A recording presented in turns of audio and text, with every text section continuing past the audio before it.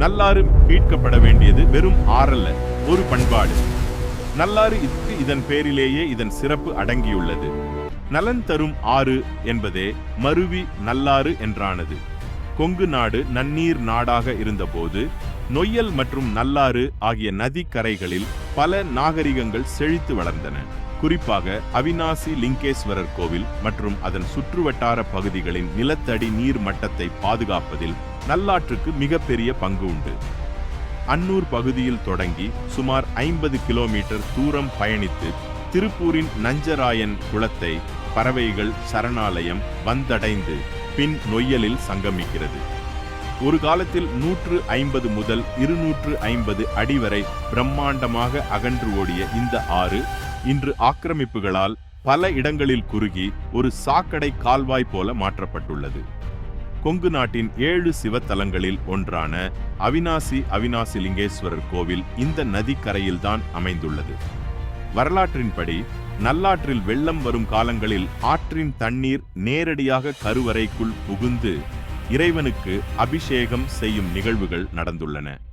அவிநாசியில் முதலை விழுங்கிய சிறுவனை சுந்தரர் பதிகம் பாடி மீட்டெடுத்த அதிசயம் நிகழ்ந்தபோது அந்த பகுதி நீர்நிலைகளுடன் நல்லாறு நெருங்கிய தொடர்புடையதாக கருதப்படுகிறது.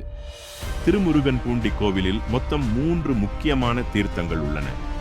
வரலாற்று ரீதியாக இங்குள்ள தீர்த்த கிணறுகளில் நீராடி முருகநாதரை வழிபட்டால் கடும் மன உளைச்சல் மற்றும் சித்த பிரம்மை மனநல பாதிப்புகள் நீங்கும் என்பது பல நூற்றாண்டுகளாக தொடரும் நம்பிக்கை. இன்றும் பல ஊர்களில் இருந்து மக்கள் இதற்காக இங்கு வருகிறார்கள். சர்க்கார் பெரியபாளையத்தில் உள்ள 2000 ஆண்டுகள் பழமையான சுக்ரீஸ்வரர் கோவிலை சுற்றிலும் இந்த நதியின் நீர் ஓடும் வகையில் கட்டடக்கலை வடிவமைக்கப்பட்டிருந்தது. இன்று அந்த பகுதிகளில் கழிவுநீர் ஓடுவது வரலாற்று சோகம். புகைப்படங்கள் பொதுவெளியில் மிக குறைவாகவே உள்ளன. இருப்பினும் கல்வெட்டு ஆதாரங்கள் இந்த நதி ஒரு காலத்தில் செழிப்பாக எவ்வளவு இருந்தது என்பதை தெள்ளத் தெளிவாக பறைசாற்றுகின்றன. அவிநாசி மற்றும் திருமுருகன் பூண்டி பகுதிகளில் இந்த நதி உள்ள கல்வெட்டுகளில் மற்றும் அதன் நீர் மேலாண்மை குறித்த குறிப்புகள் காணப்படுகின்றன. கொங்கு சோழர்கள் மற்றும் பாண்டியர் காலத்து கல்வெட்டுகளில் நல்லாற்றிலிருந்து பிரிந்து செல்லும் கால்வாய்கள் மற்றும் அதன் மூலம் நன்செய் நிலங்கள் பயன்பெற்றது குறித்த குறிப்புகள் உள்ளன. குறிப்பாக நல்லாற்று பாசனம் என்ற சொல் பல இடங்களில் நிலதானம் தொடர்பான கல்வெட்டுகளில் இடம் பெற்றுள்ளது. அவிநாசி ஏரிக்கு நல்லாற்றிலிருந்து நீர் கொண்டு வரப்பட்டதும் அதற்காக பொதுமக்கள் மற்றும் வணிகர்கள் வழங்கிய வரி பழம் ஏரி ஆயம் பற்றிய செய்திகள் 1ஆம் குலோத்துங்க சோழன் காலத்து கல்வெட்டுகளில் காணப்படுகின்றன.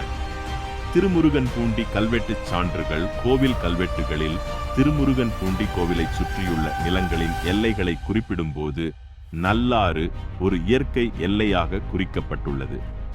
இது அந்த நதி அக்காலத்தில் ஒரு நிலையான நீர்நிலையாக இருந்ததை உறுதிப்படுத்துகிறது. தற்போது கைவசம் 100 ஆண்டுகளுக்கு முந்தைய தெளிவான புகைப்படங்கள் இல்லை என்றாலும் 19ஆம் நூற்றாண்டின் தொடக்கத்தில் கிழக்கிந்திய கம்பெனி தயாரித்த டாப்போகிராபிக்கல் சர்வே வரைபடங்களில் நல்லாற்றின் முழுமையான வழித்தடம் மற்றும் அது நொய்யலில் கலக்கும் இடம் துல்லியமாக குறிக்கப்பட்டுள்ளது.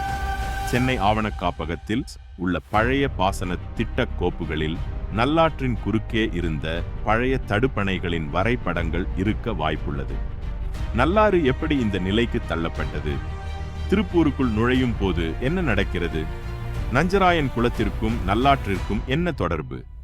650க்கும் மேற்பட்ட தன்னார்வலர்களுடன் உருவான மக்கள் இயக்கம் என்ன செய்கிறது? பார்ட் 2இல் பார்க்கலாம். தமிழக அரசியல் மற்றும் முக்கிய செய்திகளை உடனுக்குடன் தெரிந்து கொள்ள சக்கரவியூகம் சேனலை உடனே சப்ஸ்கிரைப் செய்யுங்கள்.